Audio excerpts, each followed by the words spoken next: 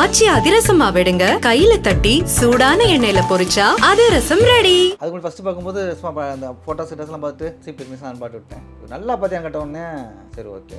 அப்போ சொன்னார் இதன் டைட்டில் இவங்க தான் ஹீரோ ஹீரோயின், இதை வச்சு ஒரு கதை பண்ணிட்டு அப்படின்ட்டு அப்படின்னு. சரி அப்புறம் போயிட்டு ஒரு வாரத்தில் கதை பண்ணிட்டு வந்தேன். ஒரு வேலை சொல்கிறான், எக்ஸ்ட்ரா இன்னொரு வேலை பார்த்துட்டு வரான். மேக்கப் போட்டு வந்ததுக்கப்புறம் எங்களுக்கு தொடர்ந்து ஒரு வாரம் அந்த வயசான கட்டுற அந்த மூஞ்சி பார்த்துட்டு இருக்கோம். அதுக்கப்புறம் அந்த பழைய மூஞ்சி ஞாபகம் மறந்து போச்சு. கமலோட பழைய மூஞ்சி என்ன அதை அனுபவிச்சேன். யோசிக்கிறேன் ஒரு அந்த பழைய ஞாபகம் வர மாட்டேங்க எனக்கு. அந்த அளவுக்கு அந்த மூஞ்சி ஒரு மாதிரி இதாக பதிவாகி அதை வந்து நம்ம மீண்டு வர முடியாத அளவுக்கு இருந்துச்சு. அவர் நடிப்பு அப்படியே வருவார். வந்தாலும் வேறு யாரும் கொடுத்தோம்னா யாருமே தெரியாது. முதல்ல நம்ம ரஜினி நடிக்க மாதிரி இருந்துச்சு, ரஜினி சார் நடிக்க மாதிரி இருந்துச்சு. அப்போ கலைஞர் சார் இருக்க, கலைஞர் வர இதாக இருக்க சிஎம்மாக இருக்கார். ரஜினி ரசிகர்கள் வேணால் நான் வந்து ரஜினி வர விரும்பினாங்க. மற்றவங்க யாரும் ரஜினி வந்து சார் வர்றதை விரும்பலை. மெயின் படத்துக்கு பெரிய பலமே வந்து டைலாக் தான். அது சுதாகரனுடைய பங்கு மிகப்பெரிய பங்கு. அதில் அந்த கிடிவியில் இன்டர்வியூவாக இருக்கட்டும், ஓப்பனிங் சீன்லேயே டைலாக் வந்து ரொம்ப பயங்கரமாக இருக்கும். அது கமல் சார்னா வந்து நம்ம ஸ்டெப் பை ஸ்டெப்பாக அவருடைய அந்த அவர் முகத்தையும் அவர் உருவத்தையும் மாற்ற நம்ம அங்கே ஆல்ரெடி பார்த்துட்டே வந்திருக்கோம். அவர் நம்மளை மைண்ட் செட் பண்ணிட்டார். திடீர்னு ஒரு மூஞ்சி காட்டும் போது அது டக்குன்னு ஓவராக தான் அதை ஏற்றுக்கிறதுக்கான அந்த இது இல்லை. மொத்தமாக நம்ம கோவப்படுறது, அடிக்கிறது, அந்த மாதிரி அந்த தப்பான வார்த்தைகள் பேசுகிறது அப்படிலாம் இருக்காது. இப்போ வந்து என்னெல்லாம் ஒரு நாள் கூட வாடான்னு சொன்னது கிடையாது. வாயா அப்படின்னு பேசுவார். என்னைக்கு வாடான்னு அதான் கோவம்.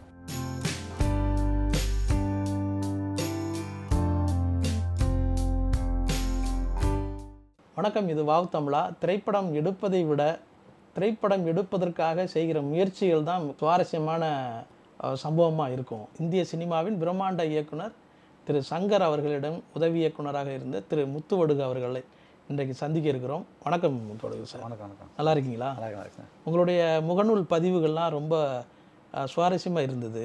திரைக்கு பின்னால் நீங்கள் என்னென்ன வேலை பார்த்தீங்க அப்படிங்கிற அந்த சுவாரஸ்யமான சம்பவங்களை வந்து நம்முடைய வியூவர்ஸ்க்காக நம்ம பகிர்ந்துக்கலாம். பொதுவாக இந்த சங்கர் அவர்கள்ட்ட, இயக்குனர் சங்கர் அவர்கள்ட்ட உதவி இயக்குனராக சேரணும்னா என்ன தகுதி வேணும், என்ன குவாலிட்டி வேணும், என்ன படிச்சிருக்கணும், அதெல்லாம் அது அப்போ வந்து அதெல்லாம் எதிர்பார்க்கல. சின்சியராக ஒர்க் பண்ணணும். நம்ம அந்த தொழிலுக்கு உண்மையாக இருந்தாலே ஓகே தான். தொழிலுக்கு அதுலேயே வந்து எல்லாம் அடைக்கிறோம்ல. தொழிலுக்கு உண்மையாக இருக்கிறோம்னாலே அதை யோசிக்கணும், எழுதணும், பண்ணணும், தூக்கம் முடிக்கணும். நீங்கள் எந்த படத்தில் இருந்து? நீங்கள் வந்து காதலன். சரி, இப்போ அவருக்கு எப்படி தெரியும் இவருக்கு வந்து தொழிலுக்கு உண்மையாக இருப்பார் அப்படிங்கிறது எப்படி தெரியும்? சிலர் பேசுகிற விதம், நடந்துக்கிற விதம், ட்ரை பண்ணுற விதம், அது அப்புறம் டெஸ்ட்டும் வைப்பார். இப்போ நான்லாம் கதை சொல்லித்தான் கதை பண்ண சொன்னார். கதை பண்ணேன், அதெல்லாம் கேட்டுட்டு தான் இது பண்ணார். இப்போ வாய்ப்பு தர்றாங்கன்னா நாங்கள் வந்து என்னென்னா யாரையும் அவாய்ட் பண்ணுறது கிடையாது. ஒரு படம் முடிஞ்சு ரிலீஸ் ஆனோன்னு யாராவது வெளில போனாங்கன்னா ஆள் தேவைப்படும். அப்போ என்னமோ அந்த மொத்த ஃபைலும் எடுத்து வச்சு எல்லோரும் லெட்ரு போட்டு வர வச்சு ஒரு நாள் டிசைட் பண்ணுறது அந்த எல்லோரும் வந்துடும் சொல்லி எல்லோரும் வர வச்சு ஒரு சின்ன நாட்டு சொல்லுவார். காலையில் ஒரு 9 மணிக்கு எல்லோரும் அசம் பண்ணிடுவார். ஒரு நாட்டு சொல்லுவார், 10 நிமிஷம் சொல்லிடுவார். அதை திருப்பி நைட்டு 9 மணிக்குள்ள எல்லோரும் வந்து திருப்பி அதை வச்சு ஒரு கதை பண்ணி சொல்லணும். ஆமாம், எல்லோரும் அந்த 9 மணிக்கு சொல்லாத 9 ஆள் கிளம்பிடுவாங்க. எல்லோரும் போய்ட்டு அவங்க வெளியில் போய் எங்கேயோ பார்க்கு இருக்குது எங்கேயாவது உட்காந்து கதை பண்ணிட்டு நைட்டு 9 மணிக்கு அசம்பிள். அதில் வந்து யார் பெட்டராக கதை சொல்கிறாங்களோ அதை எடுத்து அவங்கள வந்து செலக்ட் பண்ணிக்கிறாரு. அது வந்து எங்களுக்கு பின்னாடி நாங்கள் வந்து ஸ்ட்ரைட்டாகவே சொல்லிட்டோம். நான் சார் அதை வந்து நீங்களே ஸ்ட்ரைட்டாக அப்போ அதுமாதிரி அங்கே யாரையும் அவாய்ட் பண்ணுறதில்ல. எல்லாருக்கும் மரியாதை கொடுத்து எல்லாத்தையும் வாங்கி வச்சுட்டு நடிக்கிற வாய்ப்பு கிடைச்சாலுமே எல்லாருடைய ஃபோட்டோ வாங்கி வச்சுருவோம். எல்லாரும் போட்டு ஆல்பம் போட்டு வச்சு நாங்கள் அதுக்கு மெனக்கட்டு உட்காந்து தேடுவோம் ஃபோட்டோவை. இந்த கேரக்டர் சரியாக இருப்பாரா, அந்த கேரக்டர் சரியாக இருப்பாரா அப்படின்னு. அதெல்லாம் அது ஒரு மரியாதை இருக்கும். அங்கே யார் வாய்ப்பு விட்டு போனாலும் அதுக்காக தான் கேட்குறேன். அதாவது சினிமாவில் வந்து ஒரு வாய்ப்பு தேடி போகிறவங்களுக்கு நடக்கிற அவமதிப்புகளே மிகப்பெரிய வழியை ஏற்படுத்தியிருக்குன்னு சொல்லுது. அப்போ இங்கே எப்படி நடக்குது? இல்லை, இங்கே எப்படின்னா இப்போவும் நிறைய இடங்களில் என்னை பார்க்குறோம்லாம் சொல்லுவாங்க. இப்போ இந்த பதிவு போடுறப்பெல்லாம் சில பதிவுகள் வரும் எனக்கு. அங்கே சொல்லுவாங்க, சார் நான் உங்களை பார்க்க வந்தேன், சங்க சார் பொண்ணு நான் உங்களை பேசியிருக்கேன், நீங்கள் அன்பாக பேசுவீங்க, நான் எவ்வளோ வாய்ப்பு தேடுவோம், ஆனால் நீங்கள் உட்கார வச்சு பேசுவீங்க, தண்ணி குடிப்பீங்க, எல்லாம் அன்பாக அட்வைஸ் பண்ணி அனுப்புவீங்க. ஆனால் இப்போ வரைக்கும் சொல்லிக்கிட்டு இருக்காங்க. அங்கே நாங்கள் அப்படி தான் இருந்தோம். நான்லாம் ஊரில் வந்து நானும் எவ்வளோ கஷ்டப்பட்டுருக்கேன்ல. கஷ்டப்பட்டு சாப்பாடு இல்லாமல் ரொம்ப கஷ்டப்பட்டுலாம் இது பண்ணும்போது நான் ரொம்ப மரியாதை தான் உட்கார வச்சு பேசி ஆமாம் தண்ணி கொடுத்து இது பண்ணி அட்வைஸ் பண்ணேன். இங்கே எல்லாம் பால் இருக்குது, ஒரு வருஷம் இந்த படம் ரிலீஸ்க்கு அப்புறம் தான் ஆள் எடுப்பாங்க, அது வரைக்கும் இங்கே வேறு எங்கேயா ட்ரை பண்ணுங்கள், எப்படி ட்ரை பண்ணுவேன் எல்லாமே சொல்லி அனுப்புவேன். அதே மாதிரி படம் முடிஞ்சோடனே அதை வாங்கி வச்சுட்டு படம் முடிஞ்சு ரிலீஸ் ஆகிடுச்சுன்னா வாழ்த்தவனா ஒன்று அடுத்து லெட்டர் போட்டு கூப்பிட்ருவாங்களே. அவங்களே ஆச்சரியப்படுவாங்க, சார் எப்போ நான் கொடுத்து பண்ணி இப்போ கூப்பிட்றீங்க அப்படின்னு சொல்லி. அந்த மரியாதை கொடுத்தா அங்கே யாருமே நாங்கள் அவமானப்படுத்தி அனுப்புறதே கிடையாது. இது வரைக்கும் அப்படி அனுப்பிச்சது இல்லை. நீங்கள் ஒரு கதை சொல்லியிருப்பீங்கல்ல சங்கர் அவர்கள்ட்ட, என்ன மாதிரி கதை அது? அது என்னன்னா, எதை பார்த்து அவர் வந்து இம்ப்ரெஸ் ஆனார்? கதை சொன்னேனே தவிர கதையை பற்றிலாம் அவர் இம்ப்ரெஸ் ஆகலை. ம் ம் அப்போ வந்து இன்விடேஷன் அடிச்சிருந்தாங்க காதலனுக்கு. காதல்லாம் முடிஞ்சிச்சு, டிஸ்கஷன்லாம் முடிஞ்சிச்சு. சரி. முடிஞ்சு பூஜை போகிறதுக்கு இன்விடேஷன் அடிச்சிருந்தாங்க. அப்போ நான் போனப்போ அதை கொடுத்தாரு, இன்விடேஷன் கொடுத்தாரு எனக்கு. உட்காந்து உள்ளே கூப்பிட்டு வச்சு இது பாரு அப்படின்னாரு. பார்த்தேன். அப்புறம் இதுவாக எனக்கு மலம் போட்டுக்கிட்டு இதாக இருந்துச்சு. பார்த்துட்டு சார்னு கொடுத்தேன். நல்லா பார்த்தியான்னு கேட்டார். நல்லா பார்த்தோன்னு எப்படி கேட்குறான்னு சொல்லிட்டேன். திரும்ப அதை எடுத்து அதை பற்றி படிக்க ஆரம்பித்தேன். அதில் வந்து காதலன் அந்த டைட்டிலுக்கு கீழே இவர்கள் காதலின் விலை 22,000 கோடின்னு போட்டுருந்துச்சு சின்ன லெட்டரில். அப்போ தான் அதை கவனித்தேன். அதுக்கு முன்னாடி ஃபஸ்ட்டு பார்க்கும்போது சும்மா அந்த ஃபோட்டோஸ் கிட்டஸ்லாம் பார்த்து அதெல்லாம் மற்றலாம் சீப் டெக்னிக்ஸ்லாம் பாட்டு விட்டேன். நல்லா பார்த்தியான்னு கேட்டவுடனே சரி ஓகே அப்படின்னு கவனித்தேன். அப்போ சொன்னார், இதன் டைட்டில் இவங்க தான் ஹீரோயின், இதை வச்சு ஒரு கதை பண்ணிட்டோம் அப்படின்ட்டார். ஓ அப்படின்னு சரி. அப்புறம் போயிட்டு ஒரு வாரத்தில் ஒரு கதை பண்ணிட்டு வந்தேன். கதை அப்புறம் சொன்னேன், படம் பார்த்து கதை பண்ணியிருக்கேன், படம் பார்த்து அந்த அனுபவத்தில் ஒரு கதை பண்ணியிருக்கேன் அப்படின்னாரு. ஓ அம்மா அப்பா அப்படி தானே சொன்னோன்னே அப்புறம் சார் பாட்டு எழுதியிருக்கேன் சார் அப்படின்னு பார்த்தார். பாட்டை கொடுத்தேன். அந்த பாட்டில் தான் அவர் இது பண்ணது. அவர் என்னென்னா ஒரு வேலை சொல்கிறான், அவன் எக்ஸ்ட்ரா இன்னொரு வேலை பார்த்துட்டு வரான். அந்த பாயிண்ட் தான். ஓ ஓகே ஓகே. அந்த கதையோ என்னுடைய பாட்டோ அது வந்து அவர் வந்து திருப்திப்படுத்தலை, அவர் அந்த சந்தோஷப்படுத்தலை. அது வந்து என்ன இது பண்ணல. ஒன்று சொன்னால் ஒன்று பண்ணிட்டு வரேன், எக்ஸ்ட்ரா ஒன்று பண்ணிட்டு வரேன். அந்த மெனக்கடல் இருக்குல்ல, அது பிடிச்சி போச்சு. ஓ அதில் தான் வந்து சரி நீங்கள் வந்துரு அவனை அடுத்த நாள் ஷூட்டிங் போயிட்டேன். ஒரு டேட் சொன்னார், புதன்கிழமை நான் இங்கே வந்துரு ஷூட்டிங், ஸ்ட்ரெயிட்டாக ஷூட்டிங் வந்துருந்தார். நேராக பண்ணி ஷூட்டிங். எங்கே முதல் காட்சி நீங்கள் வந்து உங்களுக்கு என்ன வேலை இருந்துச்சு ஸ்பாட்டில்? லாஸ்ட் ஸ்டேஷன் இல்லை எனக்கு அந்த ஃபீல்டு கிளியர் பண்ணுறது, கூட்டத்தை க்ரௌடை கிளியர் பண்ணுறது, ஒரு நாய் வந்தால் கூட விரட்டுறது, இது பண்ணுறது, அந்த மாதிரி வேலைகள் தான் எனக்கு இருந்துச்சு. வேறு மற்றபடி எனக்கு ஸ்கிரிப்ட்லாம் எந்த ஒர்க்கும் இல்லை, கொடுக்கல. இல்லை பெரும்பாலும் அந்த ப்ராப்பர்ட்டிஸு அதை கலெக்ட் பண்ணுறது, அது கொடுக்குறது. நாளைக்கு இதுனா அந்த செட்டுக்கு எது வேணும் அப்படின்னா அதை போய் வாங்குறது, பண்ணுறது, அந்த செட்டு ஒர்க் பண்ணுறது, அந்த மாதிரி விஷயங்கள் தான் பார்த்துக்கிட்டு இருந்தேன். அதாவது எங்கே நடந்தது ஷூட்? எங்கே ஷூட்டா ஃபஸ்ட்டு வந்து சாங்கு தான், Urvashi song, take it easy Urvashi song எடுத்தோம். போனோடனே கண்ணாடி பஸ்ஸு அதெல்லாம் எடுத்தது. கண்ணாடி பஸ்ஸுங்கிற அப்போ வந்து ரொம்ப அதெல்லாம் ஃபஸ்ட்டு ஆரம்பிச்சு எடுத்தோம். அப்போ நம்ம வீட்டுலாம் ஓடி வந்திருப்போம். வீட்டுக்கு எங்கள் அப்பா அம்மாலாம் பிடிக்கல, பயங்கர தண்டச்சோறுலாம் திட்டிக்கிட்டு எல்லாம் பண்ணிட்டு இருப்பாங்க. என்ன படிக்க மாட்டேன், அப்படியே இந்த நாடகம் போடுறது இது அப்படியே கதை எழுது கவிதை எழுது அப்படியே தெரிவேன். அப்படியே திட்டுவார். முதல் நாள் ஷூட்டிங்லேயே தெண்டச்சோறுன்னு அப்போ சொன்னால் டேக் இட் ஈஸி பாலிசிங்கிற வருது. அப்படியா? அப்படின்னு அடுத்த எடுத்தாங்க, ஃபஸ்ட் எடுத்தாங்க. அது நடிச்சதாருன்னா வசந்தபாலன், அந்த பாலத்து மேலே ஏறி குதிக்க போவார். அப்போ வந்து காப்பாற்ற மாதிரி இருக்கும், அந்த ஷார்ட் அப்படி தான் இருக்கும். வசந்தபாலன் தான் அதில் நடிச்சிருப்பாரு. ஃபஸ்ட்டு தான் நான் போனதுக்கு அன்னைக்கு ஃபஸ்ட்டு எடுத்ததே அதுதான், தெண்டச்சோறுன்னு அப்போ சொன்னால் டேக் இட் ஈஸி பாலிசி. போது இந்த இயக்குநர்களுக்கே உண்டான விஷயம் என்னென்னா கோபப்படுறது, டென்ஷனில் ஏதாவது திட்டுறது, அடிக்கிறது அப்படிங்கிற இந்த ஒரு அடையாளம்லாம் இது வரைக்கும் நாம் கேள்விப்பட்டு வந்திருக்கோம். இவருக்கு ஒரு மாடர்னான ஒரு யோசிக்கிறவர் இவர்.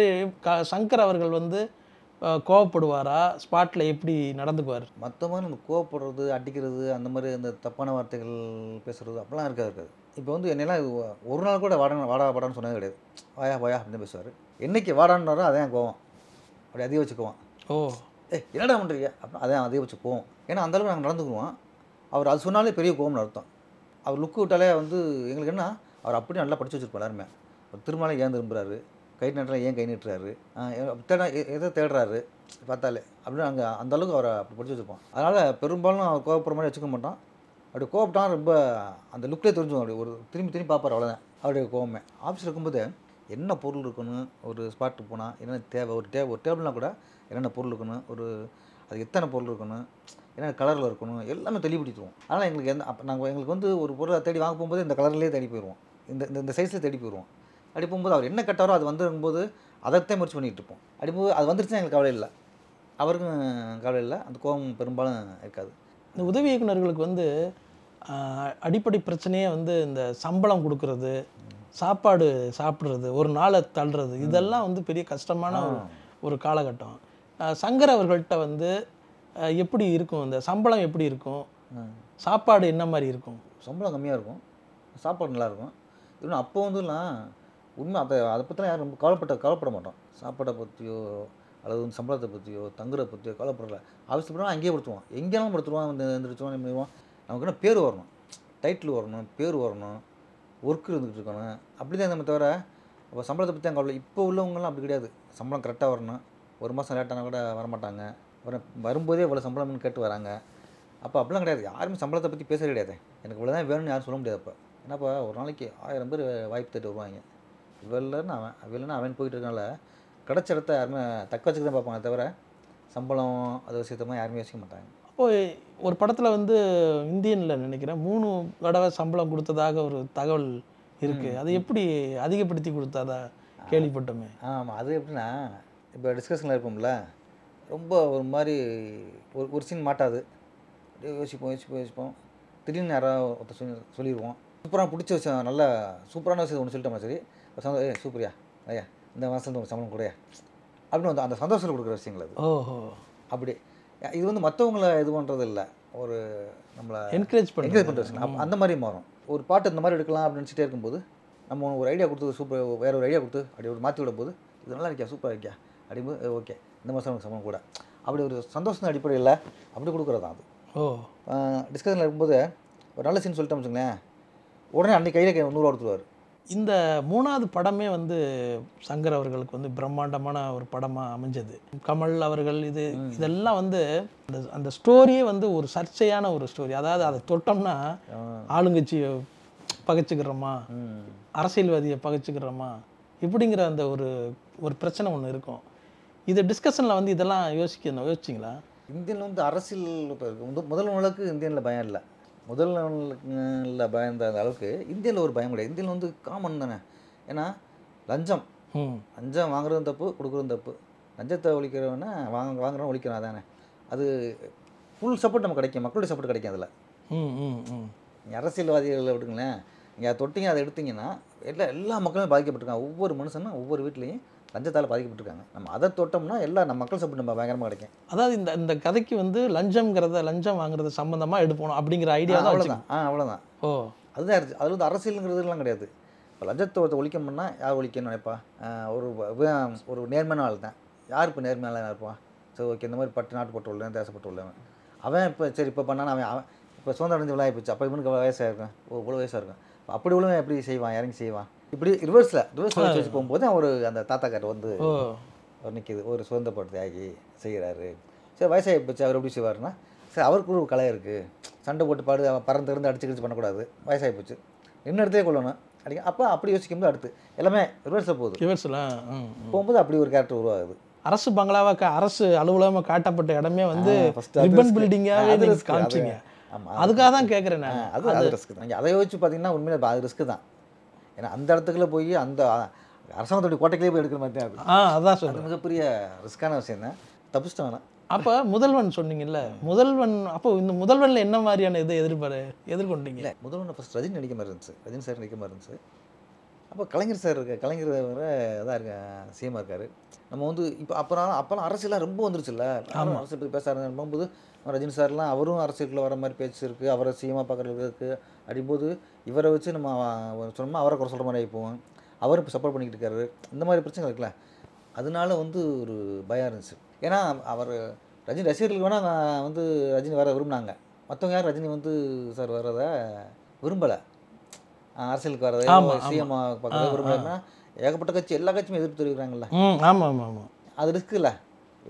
அதாவது ரசிகர்கள் கொண்டாடிடுவாங்க, இந்த படத்தை கொண்டாடிடுவாங்க, மக்கள் கூட கொண்டாடிடுவாங்க.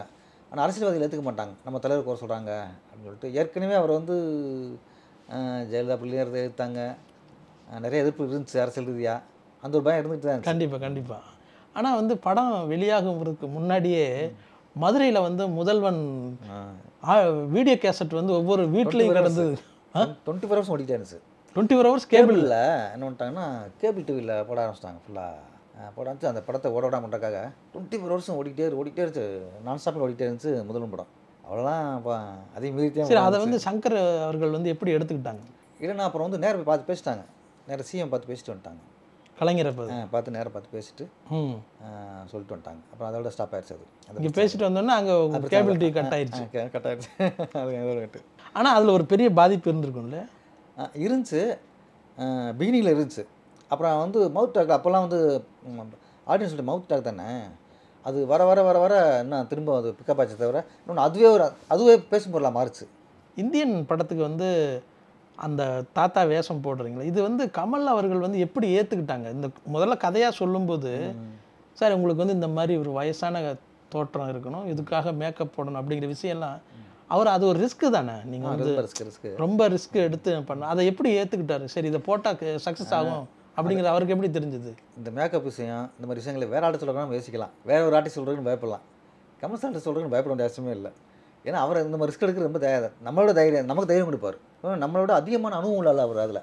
அதனால் சரி இப்போ நம்ம சொல்லும் போதே அவர் தெரிஞ்சுவோம், ஓ இந்த மாதிரி மேக்கப்பா, அப்போ இதுக்கு இவ்வளோ செலவாகும், இவ்வளோ செலவாகும், இவ்வளோ டைம் எடுக்கும், இவ்வளோ ரிஸ்க் இருக்குங்கிறது நமக்கு விட அவருக்கு நல்லா தெரியும். அப்போ அவர்கிட்ட சொல்கிறது தான் ஈஸி. இது எவ்வளோ நேரம் இதுக்காக செலவு பண்ணாங்க? கிட்டத்தட்ட 4 hours 5 hours ஆச்சு மேக்கப் போடுறதுக்கு மட்டுமே. அவருக்கு நைட்டு நாங்கள்லாம் தூங்கிட்டு இருக்கும்போது ஒரு மேக்கப் ரூமில் இருப்பார். காலையில் அதிகாலையில் ஃபஸ்ட் ஆள் அவர் தான் போய் மேக்கப்லாம் போட்டு ரெடி ஆகிட்டு இருப்பார். ஏன்னா 3 hours 4 hours ஆயிடுச்சு மேக்கப் போடுறதுக்கு மட்டுமே. மேக்கப் போட்டு வந்ததுக்கப்புறம் எங்களுக்கு ஒரு தொடர்ந்து ஒரு வாரம் அந்த வயசான கட்டுற அந்த மூஞ்சி பார்த்துட்டு இருக்கோம். அதுக்கப்புறம் அந்த பழைய மூஞ்சி ஞாபகம் மறந்து போச்சு. கமலோட பழைய மூஞ்சிமா? என்ன அதை அனுபவிச்சேன். யோசிக்கிறேன் ஒரு அந்த பழைய ஞாபகம் வர மாட்டேங்க எனக்கு. அந்த அளவுக்கு அந்த அந்த மூஞ்சி ஒரு மாதிரி இதாகி பதிவாகி அதை வந்து நம்ம மீண்டு வர முடியாத அளவுக்கு இருந்துச்சு. அவர் நடிப்பு அப்படியே வருவார். வந்தாருன்னா வேறு யாரும் கூட்டத்தில் யாருக்குமே தெரியாது. கூட்டத்தில் நின்னாருன்னா கமல் சார் யாரும் கண்டுபிடிக்க முடியாது. அது முதல் முறை மேக்கப் போட்டு மெயின் ரோட்டில் இறங்கி நடந்து விட்டதெல்லாம் ஒரு சம்பவம் உண்டு. ஆமாம் அதெல்லாம் வந்துச்சு. அது யாருக்குமே தெரியலை. ஆமாம் எங்கே எடுத்தீங்க அது? நாங்கள் ஃபஸ்ட்டு ஷூட்டிங் பண்ணும்போது சைதாப்பேட்டை ரோட்டில் என்ன நடந்துச்சு சொல்லுங்கள். ஷூட்டிங் நடக்கும்போது அந்த க்ரௌடில் போவாங்களா, யாருக்கும் பப்ளிக் நிப்பாட்டியாச்சு. பட்னா வரவங்களாம் வராங்க நிற்கிறாங்க, தவிர யாருக்குமே கமல் சார் நிற்கிறாரு, நடந்து போகிறாரு வர தெரியல. எல்லாரும் போகிறோம் பார்த்து. கேமரா வச்சுருந்தீங்களா? கேமரா இருந்துச்சு. பட் உங்களுக்கு ஆர்டிஸ்ட் நிற்கிறாங்க யாருக்கும் தெரியாது. அவருடைய மேக்கப் எவ்வளவு நேரம் ஒரு நாள் ஷூட் பண்ணுவீங்க? இப்போ நாங்கள் வந்து ஒரு 9 மணிக்கு அவர் மேக்கப்லாம் போட்டு வந்துட்டாரா ஒரு 9-10 மணிக்கு ஆரம்பிச்சோம்னா சாயங்காலம் 5-6 மணிக்கு ஷூட் பண்ணுவோம். அது வரைக்கும் போவோம். பட் ஃபஸ்ட்டு கேரவன் நாங்கள் அப்போ தான் கொண்டு வரோம். தமிழ்நாட்டுக்கே கேரவனுங்கிற விஷயமே அப்போ தான் வருது. இந்த மேக்கப்புக்காக தான் கொண்டு வரோம். அதுக்கு முன்னாடி கேரவன் எந்த படத்துக்கு கொண்டு வந்தது இல்லை. ஃபுல் அப்போ வந்து இப்போ தசாவத்தில் போட்ட மேக்கப் வேறு, அதை விட அட்வான்ஸாக வந்துருச்சு. ஆமாம் இந்தியனை விட அட்வான்ஸ். அது வந்து தனித்தனி பீஸாக ஒட்டுறமாக்கி இருக்கும். அது அவர் பேச்சாக ரொம்ப தின்னான ஒரு தோல் மாய்க்கும். அது என்னென்னா ஒட்டினதுக்கப்புறம் உள்ளே வேர்க்கும். அந்த வேர்வெல்லாம் என்னன்னா உள்ளுக்குள்ளேயே தங்கிக்கிறோம். கொஞ்ச நேரம் ஆக ஆக ஆக ஆக அந்த வேர்வையினுடைய வெயிட் தாங்காமல் அந்த ரப்பர் தொங்க ஆரம்பிச்சிடும், தொங்கி உரிய ஆரம்பிச்சிடும். அதுக்காக தான் ஏசி ரூம்லேயே உட்காரிச்சிட்டோம்னா அந்த உள்ளே இருக்காது, வேர்க்காது. நம்ம என்ன எப்படி மேக்கப் பண்ணிட்டோமோ அது அப்படியே தான் இருக்கும். அப்படியே இருந்தாலும் அதுக்கும் டைம் இருக்குது. சாயங்காலம் வரைக்கும் ஷூட் பண்ணலாம், அவ்வளோதான். அதுக்கு மேலாம் போக முடியாது. அதனால் மேக்ஸிமம் சாயங்காலம் அவ்வளோதான். ஒரு 5-6 மணிக்கும் ஷூட் பண்ணிடுவோம். கவுண்டமணி எப்படி இந்த படத்துக்கு இவ்வளோ பெரிய ஒரு வேறு மாதிரியான ஒரு மாஸ் படம், இது எப்படி கவுண்டமணி எப்படி இங்கே கொண்டு வந்தீங்க? அது ஏன்னா அந்த இன்னொரு கேரக்டருக்கு வந்து தேவைப்படுது. ஒரு காமெடி மகன் கேரக்டருக்கு பேலன்ஸ் பண்ணுறதுக்கு தேவைப்படுது. ஏன்னா அந்த பக்கம் பார்த்தீங்கன்னா ஒரு குற்றவாளியாக இருக்குன்னா அவன் தவறு செய்யும்போது படம் பார்க்க நமக்கு என்னென்னா அவர் பக்கம் சீரியஸ் ஆகிருக்கு. இவர் அப்பாவும் சீரியஸ் கேரக்டர். ஒரு பையனும் அவன் இப்போ தவறான லஞ்சம் வாங்குறான்னு காட்டுறான், தவறு செய்கிறான், தவறான கையெழுத்து போடுறான், அவனால் ஒரு 40 பேர் சாகுறாங்க காட்டும்போது அப்போ படம் பார்க்குற அப்படின்னா அவன் அந்த கேரக்டர் பண்ணி ஒரு சீரியஸ்னஸ் போயிடும். இப்போ 2 பக்கமும் சீரியஸ்ங்கும்போது அப்போ அந்த பக்கம் ரிலீவ் பண்ணுறதுக்கு ஒரு கேரக்டர் தேவைப்படுது. மேம் பக்கம் அப்படிங்கும்போது கவுண்டமணி செந்தில்லாம் உள்ள வராது. இன்னொன்று சங்கர் ஆல்ரெடி ஜென்டில்மேனில் நடிச்சிருக்காங்க, பண்ணியிருக்காங்க போது அந்த பழக்கங்கள்லாம் இருக்கனால அவங்களுடைய இது காமெடிஸ் நல்லா இருக்கும். சங்கர் சார் காமெடி நல்லா வரும். சங்கர் சார் நல்லா காமெடி பண்ணுவார், நல்லா இது பண்ணுவார். அதனால் அவங்களை ஈஸியாக ஹேண்ட் பண்ண முடிஞ்சிச்சு. ஆமாம், பெரிய இப்போ வரைக்கும் அது ஒரு பெரிய ஹிட். பொதுவாக கவுண்டமணி அவர்கள் வந்து ஒரு மாதிரி ஒரு ட்ராக் வச்சு அதில் பெரிய ஹிட் பண்ணுறவர். இதில் வந்து கதைக்குள்ளே ஒரு ஆஃபீஸராக இருந்து அந்த கேட்டோடைய இருந்து அந்த கேட்டோடைய ட்ராவல் ஆகி ஃபுல்லாக கிரேசி மோகன் தான் அந்த போர்ஷன் ஃபுல்லாக கிரேசி மோகன். சுஜாதா அவர்கள் வந்து இதில் என்ன மாதிரியான ஒரு பங்களிப்பு, அதை அவருடைய ஒர்க் பண்ண அவருடைய நீங்கள் பார்த்துருக்கீங்களா, பேசியிருக்கீங்களா? மெயின் படத்துக்கு பெரிய பலமே வந்து டயலாக் தான். அது சுஜாதாவுடைய பங்கு மிகப்பெரிய பங்கு. அதில் அந்த கிடிவியில் இன்டர்வியூவாக இருக்கட்டும், ஓப்பனிங் சீன்லேயே டைலாக் வந்து ரொம்ப பயங்கரமாக இருக்குமே. அது இன்னொன்று அவர் வந்து நம்மளோட தைரியமான ஆள். இந்த மாதிரி விஷயங்களில் மற்றவங்களை பற்றி கவலைப்படாததில் பிரச்சனைகளை இது பண்ணுறதுலாம் நம்மளோட தைரியமான ஆள். போல்டாக இருப்பார், போல்டாக எழுதுவார். மிகப்பெரிய பலம் அவர். எங்கள் மொத்த டீமையுமே வழி நடத்துறது அவர் தான். ஆளாளுக்கு ஒன்று சொல்லிட்டு இருப்போம். எங்கேயோ ஒரு இடத்துல என்ன ஒன்றா ஒருத்தர் வேற ஒரு விஷயத்த சொல்லும்போது தடம் போட்டு அதை நோக்கி ட்ராவல் ஆகிரும். கதை அதை நோக்கி போயிட்டுருக்கோம். ஏன்னா ஒவ்வொருத்தர் ஒவ்வொரு சொல்லும்போது ஒரு இடத்துல கதை மாறும். ஒருத்தர் கேரக்டரோட சீன் சுவாரஸ்யமாக இருக்கும், அவன் கேரக்டர் அவனுடைய கேரக்டருக்கு முரண்பாடாக இருக்கும். நாங்கள் கவனிக்காமல் ட்ராவல் ஆகி போயிட்டுருப்போம். இதெல்லாம் அப்படி கவனிச்சிட்டே இருப்போம். எல்லாத்தையும் கவனிச்சு, இல்லை இது கதையை விட்டு தாண்டி போகுது, இது கேரக்டரை விட்டு தாண்டுது, இது தடம் புரண்டு போகுது அப்படின்னு கரெக்டாக கண்ட்ரோல் போகும். அந்த கரெக்டாக நம்ம எதை எடுத்துக்கிட்டோமோ அந்த கண்ட்ரோல் கொண்டு வர்றது அவர் தான். அது கரெக்டாக தெளிவாக இருப்பார். உங்களுக்கு வந்து அவருக்கு அப்பிறகு வந்து ஒரு பெரிய ஒரு பளிச்சுன்னு ஒரு படைப்பு வரல அப்படிங்கிற பொதுவான ஒரு பேச்சு இருக்குது இல்லையா? ஆமாங்க. ஒருவேளை நம்ம மைண்ட் செட்டாகவும் இருக்கலாம், இதாக இருக்கலாம். இப்போ நம்ம சொன்ன மாதிரி இப்போ நம்ம டைலாகவும் சொல்லிட முடியாது. இப்போ சுவாதாஸ் இருந்திருந்தால் கூட, இப்போ படம் பண்ணால் கூட, இப்போ உள்ள ட்ரெண்டுக்கு இப்போ உள்ள மக்கள் வந்து அதை வந்து சகஜமாக ஏற்றுக்கிறாங்கன்னு சொல்ல முடியாது. அதுதான் சரி, சொல்கிறேன் சரின்னு கூட சொல்ல முடியாது. ஏன்னா இப்போ எல்லாம் வேறு மாதிரி எதிர்பார்க்குறாங்க. இப்போ அந்த பில்டப் இருக்க மாட்டேங்குது. சாங் வச்சாலே இப்போ யோசிக்கிறாங்க, சாங்கே தேவையில்லைங்க மாதிரி வருது. காமெடி ஒத்துக்கரில், இப்போ பெருசாக ஒத்துக்கரில் பண்ணல. அப்படிங்கும்போது இப்போ கதை யதார்த்தமாக கதைன்னு போகும்போது இப்போ வந்து அப்போ உள்ள எல்லாருமே இப்போ பண்ணால் கூட அது வந்து இப்போ ஏற்றுவாங்கிற மனநிலை இருக்குது. ஜென்டில்மேன் தொடங்கி இப்போது தொடர்ந்து இந்தியன் அதெல்லாம் தாண்டி வரைக்கும் ஒரு பெரிய சக்ஸஸ் கொடுத்ததுக்கு பிறகு அவருடைய அணுகுமுறை எப்படி இருந்தது? இயக்குனர் சங்கர் அவர்களுடைய அணுகுமுறை, அது பார்ட்டி வைப்பாரா, ஒரு கிஃப்ட் கொடுப்பாரா, அது மாதிரிலாம் என்ன நடக்கும்? ஆமாம், அது நடக்கும். எப்படியும் வருஷத்துக்கு எப்படியும் ஒரு 5-6 பார்ட்டி நடந்துடும். எங்களுக்கு நடந்துடும் எப்பவுமே. நியூ இயர் இருந்தால் பார்ட்டி, அவருடைய பசங்களுடைய பிறந்தநாளுக்கு, அவருடைய பர்த்டேக்கு, அப்புறம் படம் பூஜை போட்டால் பார்ட்டி, அப்புறம் படம் ரிலீஸ் அன்றைக்கி பார்ட்டி, அப்புறம் 100 நாள் பார்ட்டி, இதெல்லாம் நடக்கும். ஆட்டம் படத்தோடு நடக்கும். இதுக்காகவே நாங்கள் கேசட்டில் வந்து பாட்டு பதிவோம். அதுக்கு ஒரு நாள் டிஸ்கஷன் நடக்கும். அப்படியா? அதுக்கு ஒரு நாள் டிஸ்கஷன் பண்ணி உட்காந்து, இப்போ என்ன குத்துப்பாட்டு இருக்குது, இப்போ இந்த வருஷம் என்ன நிறைய குத்துப்பாட்டுலாம் வந்துன்னு சொல்லி அதை நாங்கள் பேப்பர் லிஸ்ட் எழுதி அதை வந்து வடபழனியில் போய், அப்போ வடபழனி இந்த கோயிலுக்கு அப்புறம் இந்த கேசட்லாம் இருக்கு. ஆமாம்மா. போய் அதை ஆர்டர் பண்ணி அதையும் ஆர்டர் பண்ணுவோம். அதுலேயும் எது வந்த பாட்டு ஃபஸ்ட்டு ஆடுவான், 2வது இதுக்கு ஆடுவான், இது 3வது ஆடுவான்.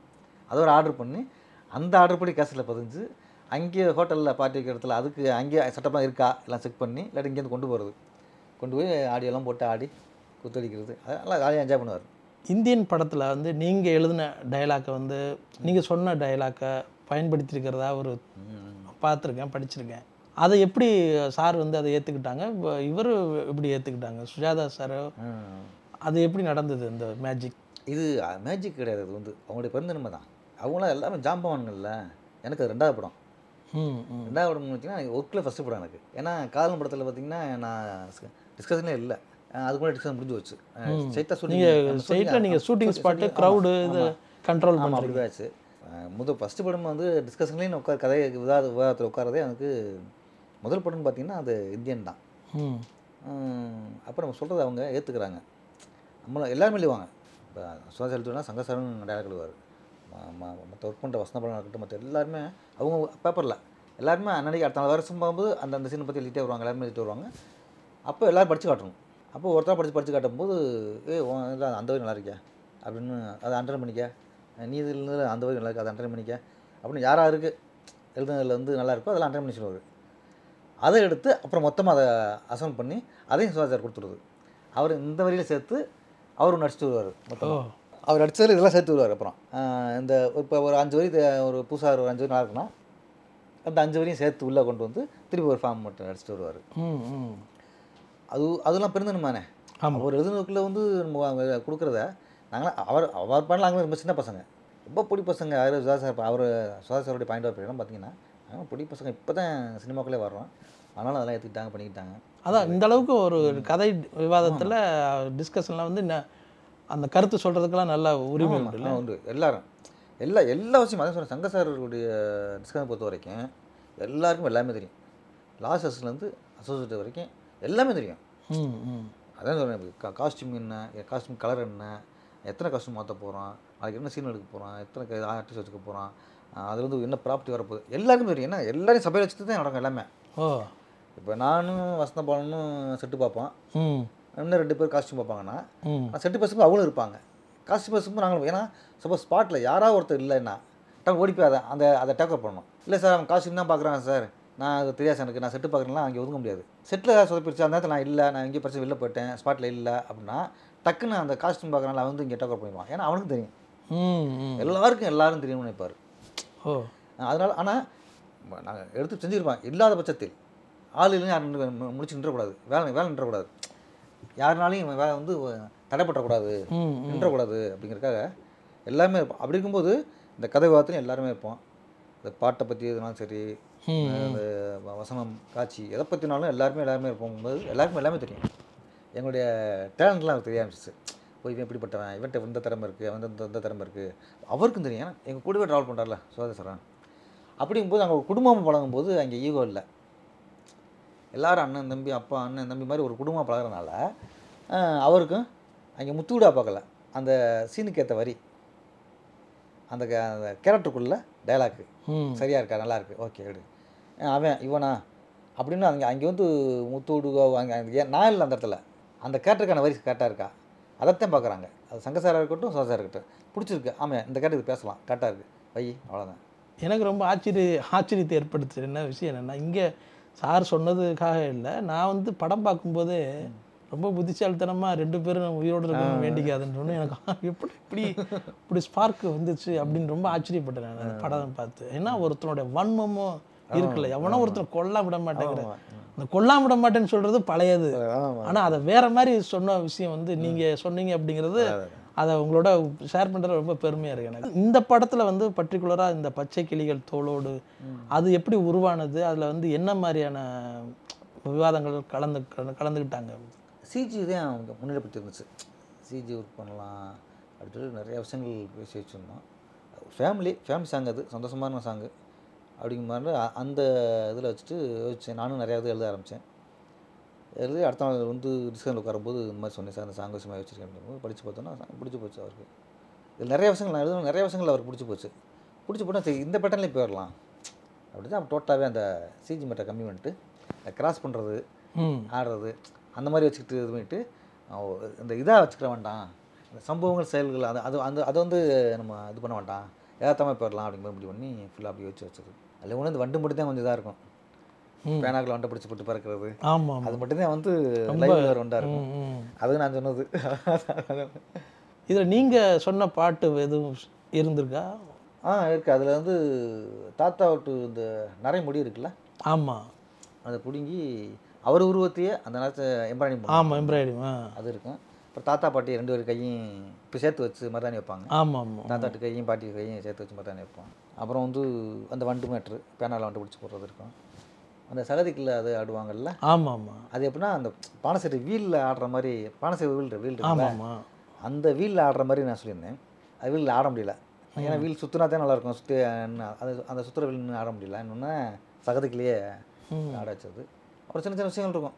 இந்த சின்ன பசங்க சங்கில் பலூன் ஊதிட்டு சங்கில் வைப்பாங்க, அது சங்கு பூன்னு, அது விஷுவல் வரும், அதில் வரும், அந்த கடவுள் நிற்கிறவங்கள ஒரு கொட்டி வைக்கும், அது பலூனை ஊதிட்டு சங்கில் வச்சோம், சங்கில் பூன்னு அந்த சவுண்டு வரும்.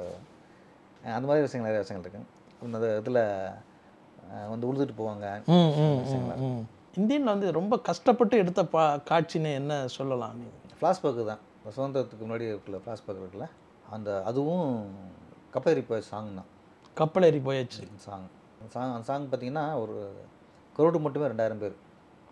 ஒரு க்ரௌடு மட்டும். எங்கே ஷூட் பண்ணது? அது செஞ்சி.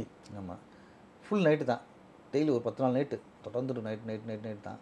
2000 பேர் க்ரௌடு. அப்புறம் டான்சர்ஸ் அவ்வளோ பேர், டான்சர்ஸு அவ்வளோ இது இருக்கும். அந்த ஊர்லேயே விலைவாசியை கூடி போச்சு. இதனால் விலைவாசியை கூடி போய் காய்கறி விலை ஷூட்டிங் நடக்கிறதுனால, ஏன்னா நாங்கள் அங்கே வாங்குவோம், இதுக்காக வாங்குறாங்கல்ல, வாங்க பப்ளிக்கே திட்ட ஆரம்பிச்சிட்டாங்க, அந்த அளவுக்கு ஆகிப்போச்சு. அவ்வளோ இதாக பொருள் கிடைக்காம போச்சு, பப்ளிக் கிடைக்காம போச்சு, பொருள் கிடைக்காம போச்சு. ஃபுல் நைட்டு காலையில் இருந்துச்சு, ஷூட்டிங் முடிச்சுட்டு இப்போ போனி படுத்தோம்னா அது நீங்கள் மத்தியானம் தூங்க முடியாது. திருப்பி 2 மணிக்கே ஆரம்பிக்கணும் மேக்கப் போடுறதுக்கு. எல்லாருக்கும் அவ்வளோ பேருக்கு மேக்கப் போடணும். ஏன்னா பழைய இது இல்லை, குடுமி வைக்கிறது, அரை மட்டை அடிக்கணும், அதுக்கு குடுமி வச்சு விடணும், குடுமி போட்டு விடணும், சில பேருக்கு விக்கு வைக்கணும், ஒரிஜினலாகவே அடிச்சு விட்ருப்போம். அப்புறம் நான் பட்டை போடுறது, நாமம் போடுறது, பூங்கல் போடுறது, காஸ்டியூம் இந்த மாதிரி போடுறது, அவ்வளோ பேரும் ரெடி பண்ணுறதுங்கிறது வந்து நார்மலாகவே வரைக்கும் வந்து நிற்க முடியாது. காஸ்டியூம் சரி, மேக்கப்பு காசு எல்லாமே நார்மல் கிடையாது. எல்லாமே 1947க்கு முன்னாடினால ஒவ்வொருத்தனையும் ரெடி பண்ணணும், ஒவ்வொருத்தனுக்கும் முடியை ரெடி பண்ணணும், ட்ரெஸ்ஸை ரெடி பண்ணணும், மேக்கப் ரெடி பண்ணணும், எல்லாமே ரெடி பண்ணும்போது இந்த 2000 பேர் ரெடி பண்ணுங்கிறது வந்து ரொம்ப கஷ்டம். முடிச்சு 2 மணிக்கு மத்தியானம் 2 மணிக்கு ஆரம்பிக்கும், சாயங்காலம் வரைக்கும் போகும். அதே மாதிரி விழாங்கிறனால அந்த பட்டாசு போகிற விஷயம்லாம் இருக்கும். அப்போ நாங்கள் சிஜியெல்லாம் அதில் ரொம்ப வேணான்னு சொல்லிட்டு பெரிய மலை காடாக இருக்கும். இப்போ ஷார்ட்டு அந்த ஃப்ரேம்குள்ளே வெடிக்கணும், தூரத்துலலாம் வெடிக்கணும். இதுக்காக பக்கத்து 1 கிலோமீட்டர் 2 கிலோமீட்டர்லாம் ஆளை அனுப்பிச்சிருப்போம். அங்கே யாரும் வெயிட் பண்ணிட்டு இருப்பாங்க, யாரும் வெடியோட, அது வான வெடிக்கையோட 1 கிலோமீட்டர் இங்கிட்டு ஒரு 2 கிலோமீட்டருக்கு, இங்கிட்டு 1 கிலோமீட்டருக்கு, அங்கே சுற்றி அந்த எங்கே ஷூட் பண்ணுவோம், சுற்றி உள்ள ஏரியா பூரா ஊர் விட்டு ஊரே நான் சொல்கிறேன். சரி, ஆமாம், அங்கே இருக்கும். அப்புறம் ஒரு ஸ்டெப் பை ஸ்டெப்பாக அனுப்பியிருப்போம். இங்கே வெடி போட்டால் 5 கிலோமீட்டர் வெடி போடணும். ஓ, டம்முன்னு அது பாதி ஃப்ரேம்குள்ள வரும், பாதி ஃப்ரேம்குள்ள வராது. அப்புறம் பார்த்தா படம் பார்க்கும்போது எங்களுக்கு அதில் ரொம்ப திருப்திகரமாக உள்ள ஃப்ரேம்குள்ள நிறைய வரல. இதுக்கு வந்து மெகாஃபோன் தான் நீங்கள் யூஸ் பண்ணுறீங்க இல்லை, எல்லாருக்கும் ஒரே ஆர்டர்? ஆமாம். அப்புறம் வாக்கி டாக்கி கொஞ்சம் வாக்கி டாக்கி, அப்போ அதில் அங்கே வாக்கி டாக்கி முடிய முடியாது, க்ரௌடுக்குள்ளே வந்து இன்னும் முடியல.